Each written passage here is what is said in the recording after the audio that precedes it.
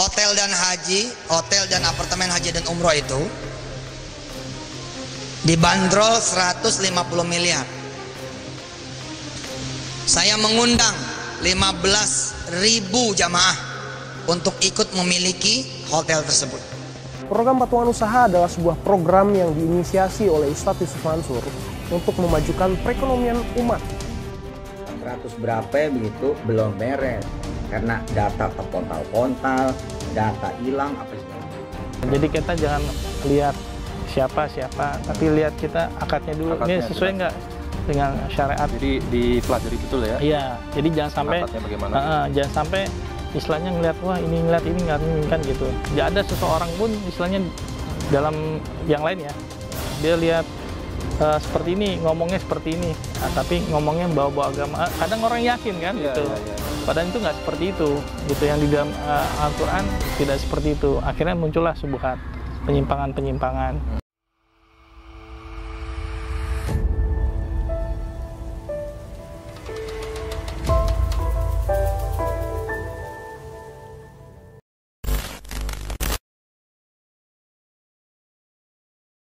Ya, assalamualaikum warahmatullahi wabarakatuh, teman-teman.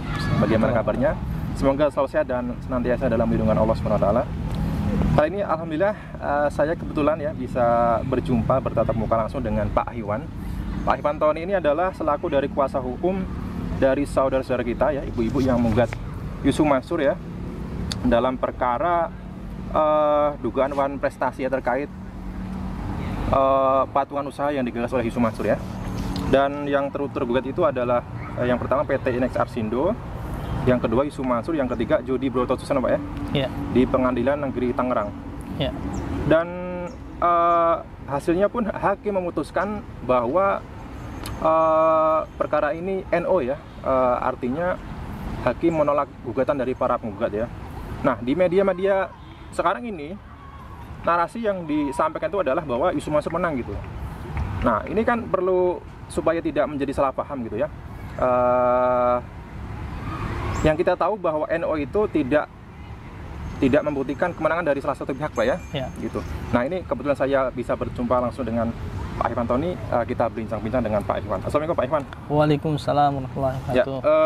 Untuk perkara Pak Iwan itu Pak, hakim memutuskan NO. Jadi sebenarnya apa alasan hakim ya memutuskan perkara ini gugatan dari Pak Iwan Tony ini ditolak gitu kan? Iya. Jadi saat kita mengajukan gugatan, ya kan, itu ada jawab menjawab, ya kan. Pertama gugatan kita ajukan. Sebelum gugatan itu dibacakan, hakim memeriksa legalitas dari para pihak, ya kan. Nah, setelah itu dilakukanlah mediasi sebelum masuk pokok perkara. Dilakukan mediasi, tidak terjadi kesepakatan, deadlock, langsung masuk ke pokoknya. Nah, dan di dalam pokok itu hakim waktu itu menawarkan apakah ada perubahan gugatan. Nah, akhirnya kita merubah, ya kan. Nah, kita merubah pun, ya kan, tanpa merugikan pihak mereka, ya kan. Baik itu di dalam petitum. Nah, justru yang kita minta itu lebih sedikit, bukan lebih banyak. Kalau awalnya itu sekitar 785, menjadi 763 sekian. Nah, di situ. Nah, sedangkan mereka saat kita buat gugatan baru, mereka menjawab. Nah, jawaban ya. Nah, di situ jawaban mereka membilang bahwa kita ini error in persona, ya kan, dan obscure libel, ya kan, karena tadi ada perubahan. Nah, sedangkan kita juga di dalam replik kita kan ada jawab, kita replik, kita jelaskan selama itu tidak merugikan. Yang penting kan intinya kalau dasar dalil kita asal tidak melebihi dari gugatan yang awal. Ini justru malah rendah ya? Gitu loh. Ya kan, karena memang rendah kan gitu. Yang itu pun 12. Nah, makanya kemarin hakim menerima, ya kan, menerima eksepsi mereka. Nah, nanti akan kita bedah, ya kan, kenapa hakim itu menerima. Karena kan kemarin hanya baru dibacakan putusan. Jadi kita belum menerima salinan. Nah, salinan itu biasanya diterima nanti 7 hari setelah putusan dibacakan oleh majelis hakim gitu loh. Jadi kalau secara sepintas ya yang kita dengar kemarin, nah itu hakim menerima. Nah nanti penilaian dan pertimbangan hakim dalam menerima eksepsi mereka itu dasarnya apa? Mesti ada dasar. Nah itu yang nanti tim dan saya akan kita bedah gitu loh. Ya. Nah di sini kalau tadi Mas Aji bilang setiap media mengabarkan bahwa Yusuf Mansur menang. Nah, itu kan gitu. Nah, di sini kan belum proses ingkrah. Ya. Jadi sesuatu itu diajukan ke pengadilan, ya kan? Kalau dikatakan menang, kalau ada putusan ingkrah dan eksekusi. Nah, ini kan belum sama sekali. Nah, sedangkan kita belum ngambil tindakan upaya. Apakah kita mau banding? Otomatis masih belum ada kalah dan menang karena belum ingkrah, ya kan? Atau kita akan gugat kembali kan gitu dengan gugatan yang baru, gitu. Ya, kembali kita sampaikan Pak Iwan. Jadi NO itu artinya ini belum masuk pembuktian pokok perkara ya? Belum. Jadi baru formilnya aja. Pak Hakim sendiri juga belum menguji barang-barang bukti yang ada. Ya belum. Jadi salah besar kalau banyak media mengatakan bahwa Yusuf Mansur itu menang gitu, dan nantinya itu dijadikan dalil bagi para pendukung Yusuf Mansur bahwa para penggugat ini salah, kemudian mengatakan fitnah, itu kan tidak benar gitu Pak ya? Oke. Dan rencana Pak Iwan selanjutnya bagaimana Pak? Nah ini saya kan belum dapat salinan, karena ini belum terhitung 7 hari. Ini kan baru hari Rabu, Kamis ya kan. Nah, kita juga belum komunikasi lagi sama pihak pengadilan, apakah salinan sudah bisa kita ambil atau belum. Ya kan, kalau kita sudah bisa ambil, baru kita bedah. Nah, kenapa kok eksepsi mereka diterima, sedangkan kita sudah memberikan batahan. Salah satunya batahan kita berdasarkan apa? Yaitu tidak melebihi dari posita yang kita petitum yang kita minta, justru mengurangi.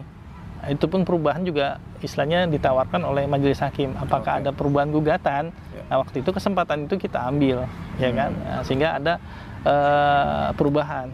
Nah, dan itu pun ada keterkaitan antara posita dengan petitum, nah gitu. Makanya ini kita lihat nih, kan kita bedah nih. Jadi penilaian, pertimbangan hakim di dalam membuat keputusan menolak itu apa dasarnya? Ya kan mesti harus ada dasar, nggak serta merta gitu. Jadi perlu Pak Iwan pelajari terlebih dahulu, baru kemudian Pak Iwan ini memutuskan untuk banding atau mengajukan gugatan baru. Gitu. Untuk para penggugat ini Pak, bagaimana respon mereka Pak? Kecewa atau bagaimana? Ya mereka nanya, ya kan. Ya tetap kita sebagai advice ya, penasihat hukum, kuasa hukumnya, kita memberi hal yang positif lah, ya kan. Bahwa ini kan bentuk dari ikhtiar kita, ya kan. Kalau kita mengharapkan, kalau Allah istilahnya belum qadar ya untuk berpihak kepada kita, ya kita bersabar. Tetap kita prasangka baik, husnuzon billah. Jadi yang kita perjuangkan ini kan hak kita, kebenaran kita. Adapun lika-likunya apa ya kita nikmati aja, jadi nilai pahala. Ya, ini majelis hakim kan menerima eksepsi dari pihak Yusuf Mansur, kemudian nolak gugatan dari Pak Iwan ya Pak.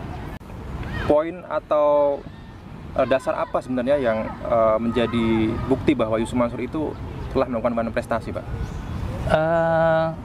Karena ini belum masuk ke pokok perkara, jadi saya garis besar saja ya. Nanti apa yang saya omongkan jadi bahan buat dia, gitu. Ya intinya kita ngambil dasar dari pengakuan dari saudara kita Haji Yusuf Mansur, ya kan, bahwa dia memang tahun 2012-2013 mempunyai program namanya investasi patungan usaha pembangunan pendirian hotel dan apartemen haji dan umroh, ya kan, yang katanya tidak jauh dari bandara, sehingga nanti kalau misalkan orang umroh mungkin dari daerah, ya kan, nyari hotel, cari hotel di situ sebagai tempat transit, ya kan. Nah, seperti itu di tahun 2012-2013. Nah, sedangkan penjelasan ya dari klien-klien kita yang dari berbagai daerah itu dan beserta buktinya, nah itu menginformasikan kepada kita bahwa mereka telah menginvestasikan sejumlah uang, ada yang 10 juta rupiah, ada yang 12 juta rupiah untuk berinvestasi kepada saudara Yusuf Mansur karena idola mereka, terus orangnya ya seorang ustadz juga, jadi yang percaya, ya kan, yang dipercaya, ya kan.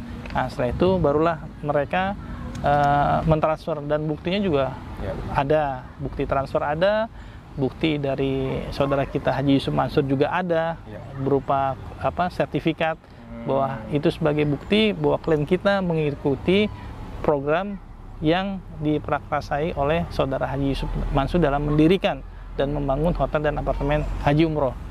Itu. Dan Yusuf Mansur, ya, saya garis bawahi, mengakui kesalahan, ya Pak, ya, bahwa beliau itu tidak memberi kabar ataupun tidak memberi keuntungan, ya, bahkan sampai 10 tahun ini, Pak, ya. Sudah mengakui padahal Pak Yusuf.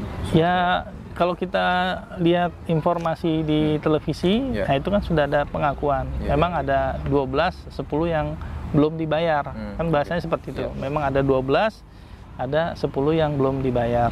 Nah, dari 12 itu berarti kan sudah ada pengakuan bahwa 12 ini mengikuti investasi yang dikelola oleh saudara Haji Yusuf Mansur. Oke, baik. Pak Iwan, kebetulan ini saya dapat salinan fotokopi dari Bu Atikah berupa syarat dan ketentuan sertifikat patung usaha nih, Pak. Boleh. Kalau saya baca nih, Pak, pada nomor 10 nih, Pak, ini menarik juga, Pak. Patungan usaha dapat mengubah syarat dan ketentuan yang berlaku sewaktu-waktu. Kalau menurut saya ini membuat posisi investor ini dalam posisi lemah, Pak. Kalau menurut Pak Iwan bagaimana, Pak? Syarat dan ketentuan selama mereka bisa membuktikan, ya silakan. Ya buat ubah adendum atau apa gitu loh. Ya silakan gitu loh. Selama ini nanti ya buktikan saja saat proses persidangan. Entah nanti kita gugat baru atau bagaimana gitu. Ya, oke teman-teman, ya itulah tadi jawaban dari Pak Iwan, bahwasanya Pak Iwan perlu mempelajari dulu apa dasar hakim menolak gugatan dari Pak Iwan atau menyatakan NO, ya, menerima eksepsi dari Yusuf Mansur. Kemudian barulah Pak Iwan Tony akan memutuskan mengajukan banding atau menggugat kembali, Pak, dengan gugatan baru, Pak, ya. Dan Pak Iwan, saya ingin meminta pendapat dari Pak Iwan, ya, bukan sebagai pengacara tapi sebagai, ya, kita pribadi sebagai Muslim, Pak. Melihat patungan usaha ini kan digagas oleh seorang Yusuf Mansur yang dikenal sebagai ustadz, ya, dengan jargon-jargon juga syariah begitu. Kalau menurut Pak Iwan sendiri, Pak, apakah sesuai dengan syariah, Pak, patungan usaha yang digagas oleh Yusuf Mansur ini, Pak, dalam prosesnya, Pak? Ya namanya manusia, ya kan, ada khilaf, ada salah, ya kan. Kalau yang saya tahu informasi, ya saudara Yusuf Mansur sendiri ya mengakui kesalahannya. Kan ada yang mengakui kesalahannya. Nah, ini pun sebagai hikmah, ya kan, bagi kita sebagai orang Muslim, ya, kalau melakukan sesuatu itu memang harus ilmunya dulu, ya kan, ilmunya dulu, baru diamalkan. Nah, kalau menurut hukum syariat itu kan ada, walaupun saya nggak terlalu kurang ini, ya, itu memang bisnis ahli ekonomi, ya, ahli ekonomi lah. Nah, di situ kan kalau misalkan kita syirkah kerjasama, ya kan, nah itu dalam pengelolaan, ya salah satunya kita harus amanah, ya kan. Kedua, misalkan jenengan sampean yang punya dana terus yang mengelola, nah kalau dalam akad itu sampean harus nerima apa? Kalau misalkan itu ada kerugian, ya kan, yang kerugian yang memang bukan dari dari pengelola, ya kan, memang dari keadaan, ya, rugi. Nah, dalam akad itu seharusnya ditulis siap menerima resiko. Itu yang diajarkan dalam syariat gitu loh. Jadi namanya bisnis nggak mungkin untung, mesti ada rugi. Nah, coba sampai lihat di syarat, ada nggak kerugian? Tidak dicantumkan, ya. Nah, tidak dicantumkan. Dan ini pun ada beberapa sertifikat yang tidak mencantumkan syarat dan ketentuannya begitu, Pak, ya. Ada beberapa macam sertifikat bernilai 10 juta, 20 juta. Itu syarat dan ketentuan itu muncul belakangan begitu, yang kita tahu gitu. Baik Pak Iwan, tentunya ini kita semua prihatin, Pak, ya. Artinya seorang, ya, Yusuf Mansur yang dikenal sebagai ustadz gitu, ya, tidak bisa amanah dalam menjalankan bisnis yang digagasnya. Kita tahu bahwa investor ini adalah seorang, ya, kebanyakan itu ibu-ibu, ya, ibu-ibu yang mengikuti investasi ini karena dasar atas kepercayaan kepada seorang ustadz yang dia kagumi ya. Karena investasi ini ditawarkan ya itu melalui program televisi yang saya tahu ya. Dan mereka pun kebanyakan itu tidak paham gitu ya bagaimana dasar-dasar hukum investasi gitu Pak ya. Maka terjadilah permasalahan seperti ini ya. Dan kemudian ketika mereka menuntut haknya ya bahkan sampai ke pengadilan ya, itu pun hasilnya juga ya yang kita tahu ini pun ditolak ya oleh pengadilan begitu. Saya kira ini cukup menjadi pelajaran bagi kita semua ya untuk lebih berhati-hati kepada ya segala macam bentuk investasi ya, penawaran investasi ya. Jangan sekali-sekali kita mengikuti investasi itu hanya karena percaya kepada sosok Pak ya. Jadi dipelajari betul ya. Jadi investasi ini memang benar-benar investasi yang ya dilindungi oleh hukum atau direkomendasikan oleh OJK begitu ya. Saya kira penutup Pak Iwan pesan-pesan kepada masyarakat terkait ini Pak.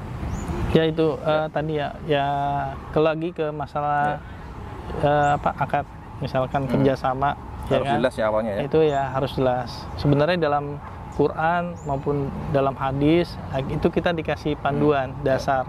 Nah cuma kita udah mempelajari belum gitu loh. Kalau udah mempelajari enak. Jadi sama-sama paham gitu loh. Di antara dua belah pihak sama-sama paham. Nah kalau misalkan salah satu tidak amanah, Allah tidak akan bersama orang itu lagi kan gitu. Ya selama itu amanah ya kan. Bukan saya menafikan bahwa Yusuf Mansur amanah atau tidak kan, selama belum dibuktikan kan. Ini cuma sebagai ini saya kan. Jadi ya tetap kita punya akal ya kan yang Allah kasih ya kan, ya kita belajar lagi dalam misalkan bersyirkah ya kan, dalam berbisnis, dalam bermuamalah itu Allah udah kasih. Kalau mau hidup bahagia dunia dan akhirat ya pelajaran Quran itu udah jelas semua itu sumbernya.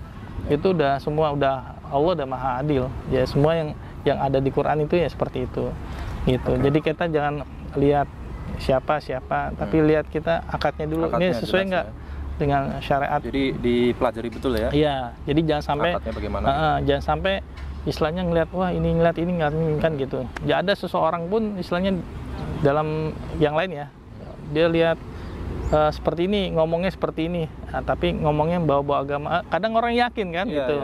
Padahal itu nggak seperti itu, gitu. Yang di dalam Al-Quran tidak seperti itu. Akhirnya muncullah subuhat, penyimpangan-penyimpangan, ya kan? Yang di situ menganiaya antar sesama. Nah, sedangkan kita sama Allah aja nggak boleh menganiaya. Kita ambil daun ini kalau nggak perlunya nggak boleh. Batu kita pecahin nggak boleh, ya kan? Kan gitu, apalagi sesama manusia gitu. Jangan sampailah nanti di akhirat nanti gimana, kita udah nggak ada dirham, dinar nggak ada, yang diambil amal kita, amal baik. Kalau amal baik sudah nggak ada, amal buruknya neraka itu masya Allah ya kholidina fiha abadannya selama-lamanya kan gitu. Kalau ya mumpung di sinilah kalau bisa kita sebagai orang muslim punya pedoman Quran dan hadis, marilah kita bermuamalah ya berdasarkan itu sehingga tidak ada pihak yang dirugikan. Nah kalau misalkan ada yang salah ya kan ya kita ampunilah karena sifatnya Allah Ghafurun.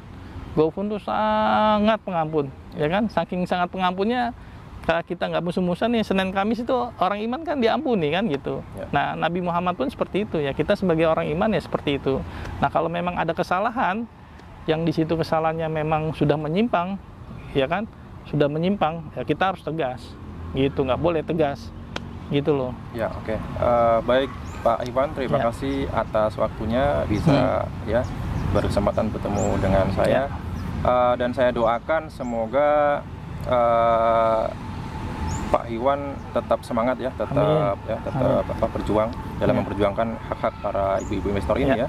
Bagaimanapun ya hasilnya nanti intinya Pak Iwan sudah berikhtiar. Ya, udah berikhtiar, udah bersabar. Kita serahkan kepada Allah ya. Allah Subhanahu wa ta'ala. Yang penting ini jadi nilai pahala dan saya rasa nih kita tetap ini ada hikmah bagi kedua belah pihak. Walaupun pihak sana musuh kita, istilah lawan ya kan. Insya Allah ada hikmah yang terbaik ya kan bagi kedua belah pihak. Tapi tetap rukun, fight ya kita fight, istilahnya lawan ya kita lawan gitu. Selama itu ada kebatilan ya kita luruskan, ini loh kamu jalannya salah ya, kita sama-sama gitu. Ya, oke, baik teman-teman, itulah tadi bincang-bincang saya dengan Pak Iwan. Ya, semoga ini bisa menjadi penyeimbang ya, penyeimbang bagi berita-berita yang beredar sekarang, karena kebanyakan media mengatakan bahwa Yusuf Mansur menang, Mbak. Sekali lagi kita katakan bahwa putusan pengadilan yang mengatakan yang menyatakan NO ini tidak menyatakan kemenangan pada salah satu pihak, begitu Pak ya? Ya, sebelum ingkrah. Ya. Jadi ini tidak benar jikalau mengatakan bahwa Yusuf Mansur menang kemudian penggugat yang salah, itu tidak benar Pak ya. Ya. Oke, saya kira cukup sekian. Saya ucapkan wassalamualaikum warahmatullahi wabarakatuh. Waalaikumsalam.